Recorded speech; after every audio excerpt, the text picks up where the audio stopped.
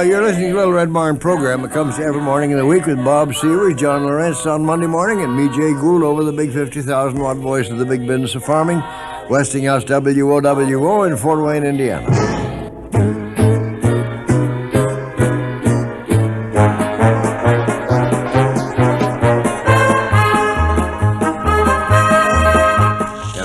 By the way, I want to ask you again. This envelope that I had on my desk up at the house said something like VELET beans. Would you know a castor bean seed if you saw it? Mm-hmm.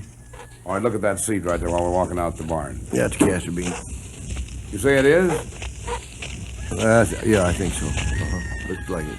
Well, I won't do it then. I was going to, while I walked Duffy at night, just kind of like Johnny Appleseed, put these seeds in the ground, different places, and just have fun with it, you know. Well, sure, go ahead. No, well, Dan Fiegel from the sheriff's department lives right across the street, said, no, you better not do that. He said, those are poisonous. Oh, yeah, but nobody's going to eat them. Everybody's scared of everything being poisonous. Look, water is poisonous. You can't even stay in that more than just a minute or two, and it'll kill you.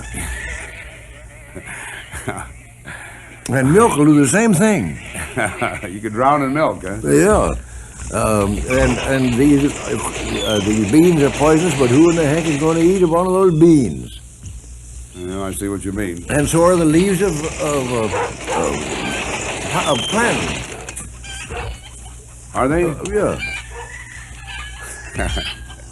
Well, and I wanted to ask you. Rhubarb, I'm talking about. Oh, rhubarb. Well, the leaves. Oh, sure, I remember we ran into that. The leaves of rhubarb are poison. The stalks aren't, but the leaves are. Yeah. And so is the paint on your barn. Don't eat your barn up, boys and girls. Friends, saving money is the name of the game.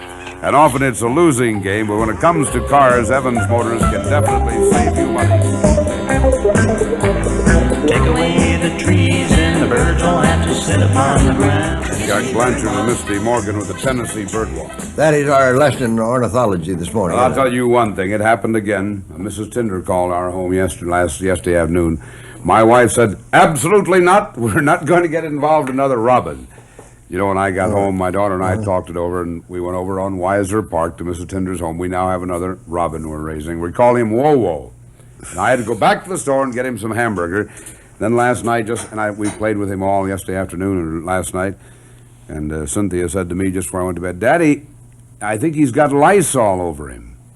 Lice all over him. Yeah. Then, I couldn't go to sleep imagining I got lice all over me. And somebody told me that's the way you tell whether the mother bird has abandoned a little baby bird or not, whether if it doesn't have any lice on it, the mother keeps it picked off, see? I wonder if that's true. I could question that. Well, no, I'm sure we got a brand new one out of our house. One of our hens came off with one baby chicken. Is that right? Yeah. Doggone it. Now I mentioned the lice. Now I'm scratching again. And the lonely voice of you cries, what is truth? Butcher hogs topped at 25 to 26.75, with a few at Chicago up to 27. Prime slaughter steers topped at 32.5. That price paid at Chicago. Most of the choice 950 to 1,400 pounds, 30 to 31.75. Now for our hymn this morning. Mr. Irvin Spitznagel of Macomb, Ohio, is 83 years young today.